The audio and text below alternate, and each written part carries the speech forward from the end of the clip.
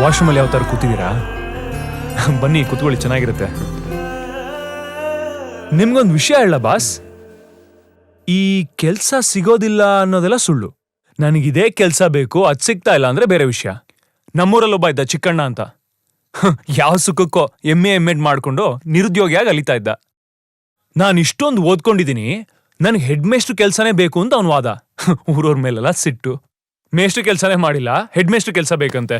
ಅದಕ್ಕೆ ಬೇರೆ ಊರಿಗೆ ಹೋಗಲ್ಲ, ಈ ಊರಲ್ಲಿ ಬೇರೆ ಕೆಲಸ ಮಾಡಲ್ಲ. ದೇವ್ರಿಗೆ ಚಾಲೆಂಜು ಇಂಥ ನನ್ನ ಮಕ್ಕಳು. ಅರ್ಥ ಆಯ್ತು. ನಮ್ಮ ಪ್ರಪಂಚದಲ್ಲಿ ಒಂದು ವೇಟ್ರ್ ಕೆಲಸ ಖಾಲಿ ಇದೆ. ಮಾಡ್ತೀನಿ. ಸುಮ್ಮನೆ ತಮಾಷೆ ಮಾಡಿದೆ. ನಿಮಗೆ ಬೇಗ ಬೇರೆ ಒಳ್ಳೆ ಕೆಲಸ ಸಿಗತ್ತೆ, ತಲೆ ಕೆಡಿಸ್ಕೋಬಿಡಿ.